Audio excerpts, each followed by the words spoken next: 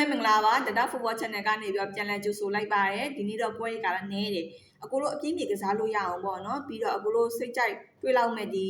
ပွဲလေးနှစ်ပွဲတော့တဒါတော့ရွေးချယ်ထားတယ်မပြောခင်မှာတဒါရဲ့ YouTube channel ကိုလိုက်ရန် support လုပ်ထားဖို့တော့ပြောချင်ပါတယ်ရှင်တဒါကပထမဆုံးအနေနဲ့ပေါ့နော်ဒီ Blackano နဲ့ Valencia ပွဲစဉ်ကိုတုံးသက်ပြီးဖို့တော့ရွေးချယ်ထားပါတယ်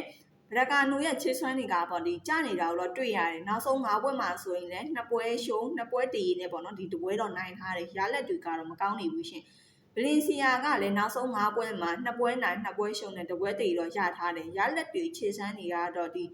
အားရစီရတော့မရှိဘူးနှစ်သင်းစလုံးရဲ့ဒီချေဆွမ်းအရာဆိုရင်လေဒီဂိုးပေါ်တော့မျောလင့်နေလို့တော့မရဘူးရှင်0-1လောက်နဲ့တော့ဖြစ်လိုက်မယ်တော့တရားတော့ထင်တယ်ကျင်းတန်းကိုတော့ဘလကာနူကတရေရှုံးနေဂိုးပေါင်းကနှလုံး50ရှုံးတော့ပေးထားတယ်ပေါ့နော်တရေကြိုက်ရင်တော့မှကြေးကရှုံးနေဦးမှာဆိုတော့ဒီဂိုးအောက်ဖြစ်ဖို့တော့များတယ်ရှင်တရားတော့ဂိုးအောက်ကိုတော့အကြံပေးချင်ပါတယ်နောက်ထပ်ပေါ့နော်ဗာမေကင်နဲ့ဒီ Watford ပွဲစဉ်တော့သုံးသပ်ပေးသွားပါမယ်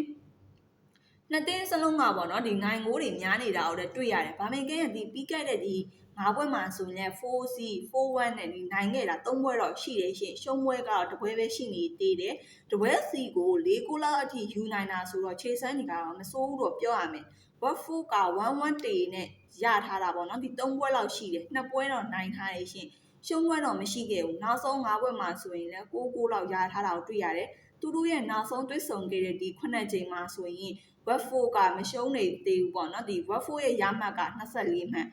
ဘလကာနိုရဲ့ရမှတ်က25ရမှတ်တွေကတော့ပေါ့နော်ရှေ့စစ်နောက်စစ်မှာတော့ရှိနေတယ်ရှင်အစိုးပိုင်းကြီးမှာဆိုရင်တစ်လုံး50စားနဲ့ဂိုးပေါင်းကနှလုံး50ရှုံးတော့ကြေးပေးထားပြီမယ်ဒါကတော့ပတ်ကန်တော့ထားတယ်အကိုလိုလည်းကြိုက်မှလိုက်ကစားပါရှင်ဒါကတော့ Watford body နဲ့ဂိုးဘော်လို့တော့တုံးသက်ထားပါတယ်